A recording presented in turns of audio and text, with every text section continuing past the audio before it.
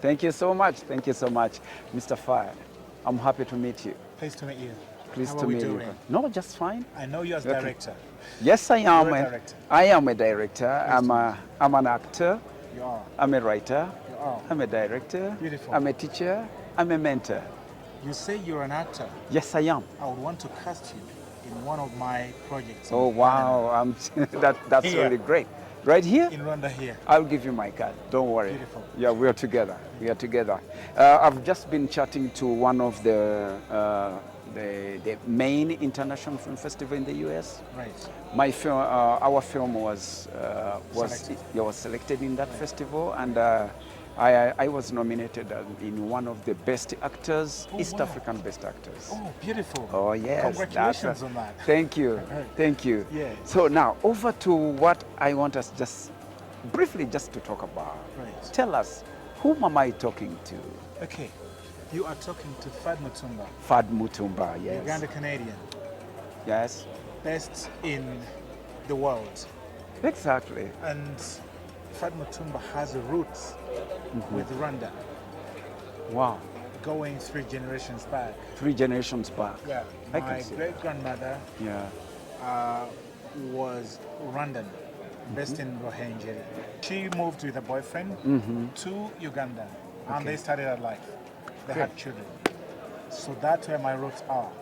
My great grandmother, the mother of my father, Oh, the mother of your father. has roots in Rwanda. Oh, great. So that's great. one. Yes. I'm a filmmaker, writer, creator, director. I do film, I do TV, I do music, I write, Fully, you are a For fun. filmmaker, really. I am. Yeah, and I do for fun. exactly. I'm an award-winning filmmaker, having done ZIF, Oh, Festicab in Burundi, in Burundi, Zif in Zanzibar. ZIF in Zanzibar. Yes. And I've got several generations that I pulled up to make a living in filmmaking. Wonderful. So I'm a facilitator for film festivals. yes. I'm a jury member. I've done AMVCA, that's Yes. African Magic Video. I saw that on your bio. Yeah, as well. and several other things I've done that I can't even talk to you about on top of my head. Yes, wonderful, wonderful. That's okay. So when did you start? When did you start the career? When did you decide to make it a career? It was in England. Uh-huh. After finishing my first degree, I realized it was in IT. Degree in filmmaking or No, in no, other? in IT. Oh, in IT, okay. I realized that wasn't my, because I was always good at creating things and writing things, and I realized this is not my forte. I felt like things were lacking. But with a group of friends, I made a decision that, you know what, I've got to go back and learn what I feel like I've done, because I was already creating small stories, poems and things. Yes. And I'm a musician too, I didn't tell you that. Oh, you So didn't I tell was- me that. Yeah, Okay. I was writing music and singing and doing that. But then I got frustration in the United Kingdom that, you know, people of my color in that country, you're not given that many opportunities. We know. Then I realized I had to get music videos for my own music. Yes. That's how I developed the idea of going to film, rather like for filming my own music videos. But then I realized I cannot film myself. But then as the idea progressed, I realized I had to do more with camera, to do more with writing, to do more with producing. Oh, great. That's when I evolved. Then I went to NFT, and the Birmingham is where I used to live.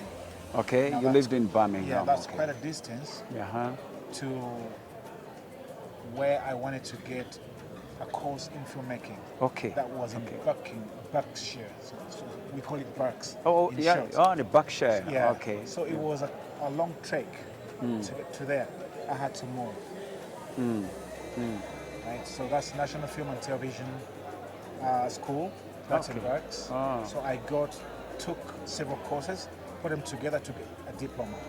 Then once I was qualified, I figured UK is not my country, because there wasn't that many opportunities except going into theater, doing things that Yeah, I feel theater, like theater. it So- wasn't that much. So that would be a shortcut for you. Yes. Okay. So I moved on. I went to Canada with my wife, then girlfriend. We started a life in Canada.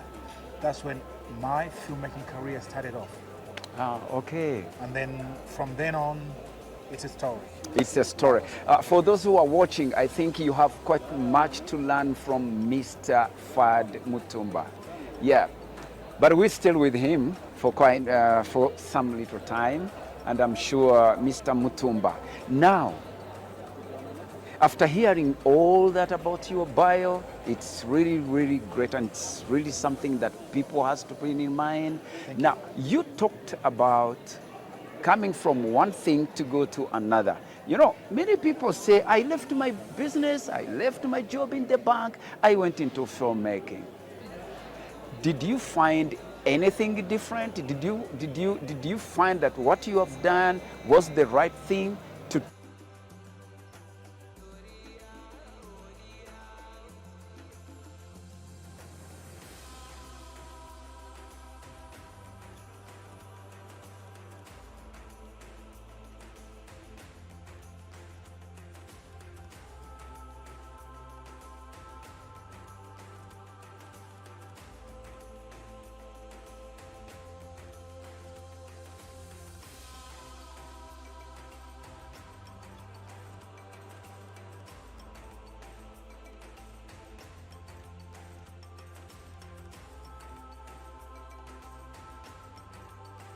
Background, so this kind of help.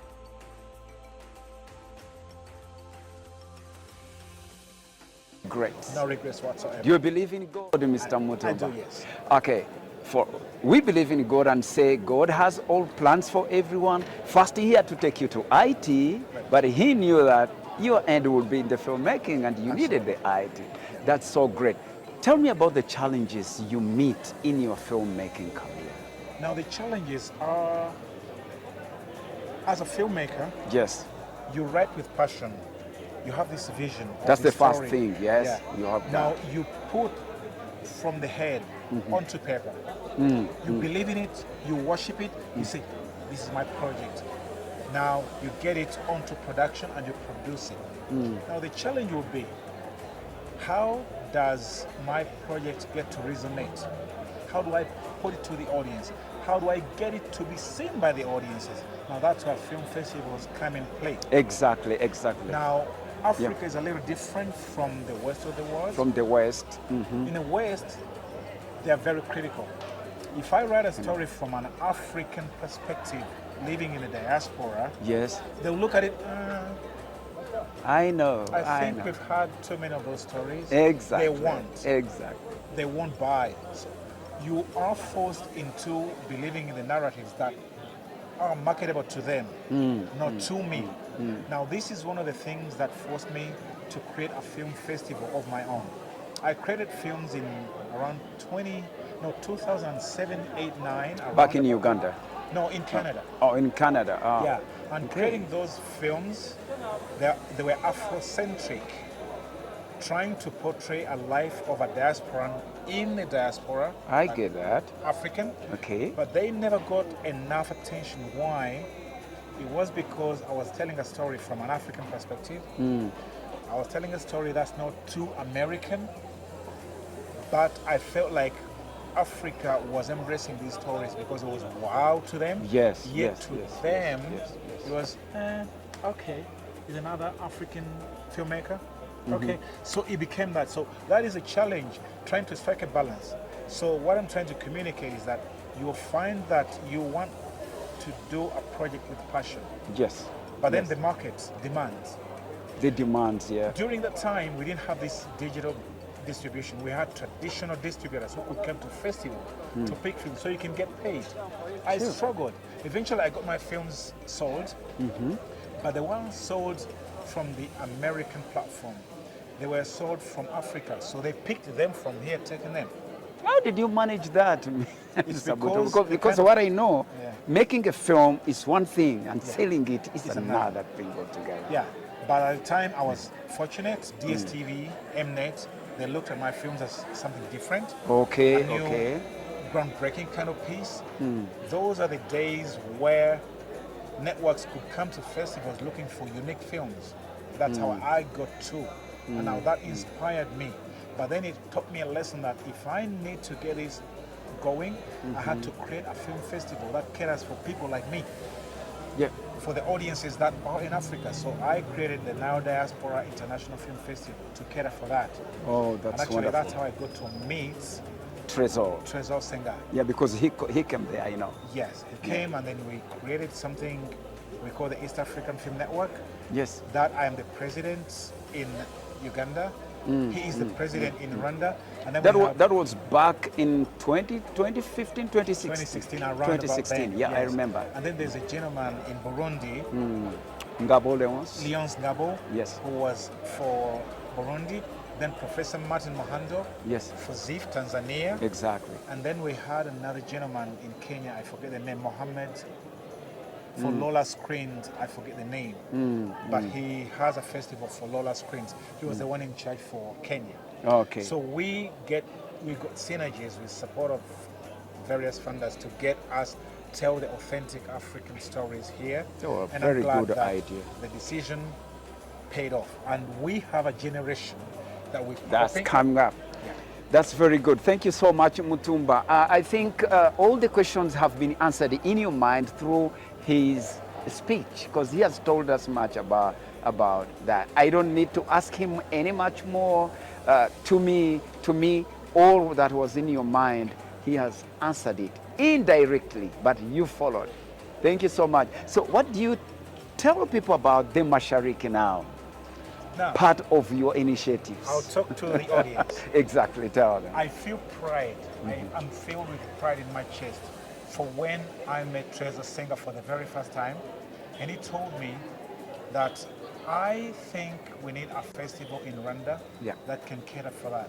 Now, that was 10 years ago.